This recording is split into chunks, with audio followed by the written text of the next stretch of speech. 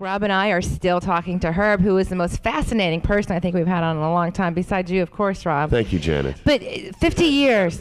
That's very nice. That's amazing, Herb. 50 years doing photojournalism. How has technology changed in the past 50 years? Oh, it's changed tremendously in the last 5 years. 5 years, sure. I mean, we've gone from film to digital. There are From companies 2 pixels to 16 pixels. Well, from no pixels to however many you can now get on a little chip. It's amazing. a completely different world now in the photographic world. We were just talking during break that you still shoot on film. No, did the lenses that you have to shoot on your camera, are they really heavy because you're not doing digital? I mean, because I know that digital have the zoom. No. Digital has nothing to do with the lenses. Then the zoom? Glass is glass. It's just a digital zoom or something like. Explain it to her. I'm sorry. Okay, I'm just. I know that cases have these, big case. Forget it. No, Okay. you're Well, probably... the digital camera lenses are the same lenses. I mean, if you buy a Nikon digital camera, you can use the lenses that were on your developed camera. on 20 years ago because they're interchangeable. But the process of making an image is completely different now. It's a dry process, whereas with film, it's a total wet process, and it's using silver gelatin paper rather than the kind of paper you use to develop, which would be with inks. Yeah. So it's quite different. But I must tell you, it's really reaching the point where one can hardly tell the difference between one to the other. The technology and it's only going to get better. Oh, it's phenomenal. But I'm considered one of the old dinosaurs, so I still use film, and I intend to keep using film. And 100 years from now, people will say, "Hey, that guy still used film." Is it more expensive than digital? Like if you went and shot something, you would charge more than somebody else would for digital? No, I don't think so. I think the reputation of the photographer precedes everything. There you go. But you're right. Yeah, it's the creative steps up to the eyeball on the guy. Yeah, you're buying or the person. You're not like Annie Leibovitz could use a Polaroid snap camera,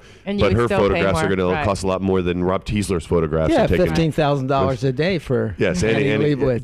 Do you have a photographer that you look at like an Ansel Adams or Annie Leibovitz? Well, Annie Leibovitz is more along your style of the photographer that I emulated over the years, there are two. One is a man by the name of Werner Bischoff. He was a Swiss photographer, and he was just a wonderful photographer who talked about hope in his pictures. And the other, a more personal one, is the great American photographer Aaron Siskin, who was my mentor.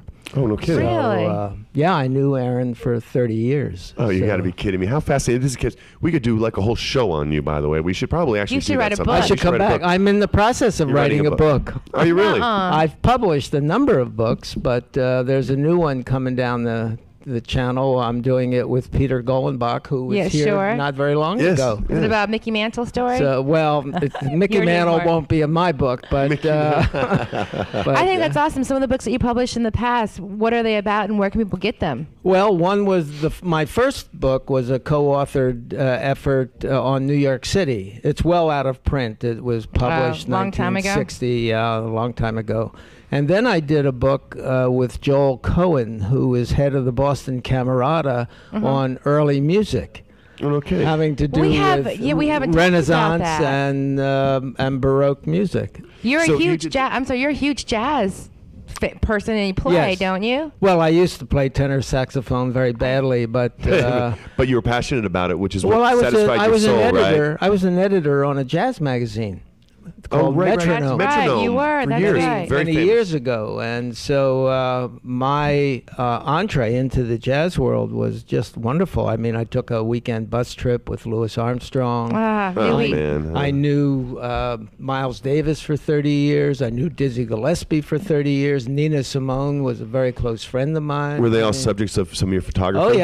Oh yeah. And you have those photographs too? I do. I got 3 questions, and this is gonna get long here, so we have to remember, work with me here on this one. Okay. Leave New York City, right? And you show up in St. Petersburg, 1992. You said you got here, right? Yes, with an interim in Cambridge, Massachusetts. Okay. Why St. Petersburg? And tell us about Salt Creek Artworks in St. Petersburg. Well, Salt Creek Artworks is a studio of many different artists. My wife, Carol Dameron, the great painter, she is a great painter. She has a studio. Why isn't she on here with you? Why didn't we do that? Well, I think she's coming back, and you will talk with next her. Time. Wonderful. I love that. Yeah. So Salt Creek has about 35 artists in it. It's a big building on South St. Petersburg. Awesome. And lots of different artists. And I was one of the first 2 artists in that building when I first moved down here. And I came to St. Petersburg because of a oncologist by the name of Bob Drapkin, who has one of the biggest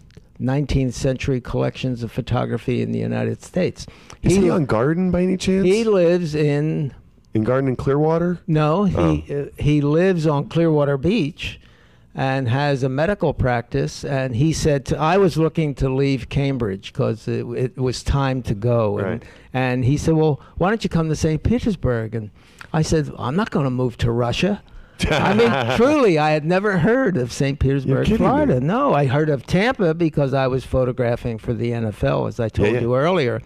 And so I came down. Bob put me up for a week or so and sold me on St. Pete. And the rest is history. The rest is history. And here I am. We're so glad you're here. You know, I want a personal tour of your studio and anytime to view your wife's artwork and some of your photography and some look back in some time and look at some of the great stuff that you know from the back in the old days. Sure. I would love that. You have multiple websites so people can go and get more information about you. Give us the best one so people can find out more about you if they want to. www.herbsnitzer.com. There you go. That's probably the best way to start. And if anybody wants to contact me, it's herbsnitzer@aol.com. And they can find all about Salt Creek artworks at your Herb Snitzer. Is there a separate website for that? No, I think there's a separate website, but I can't supply it. It's probably saltcreekartworks.com. Yeah, I would try that.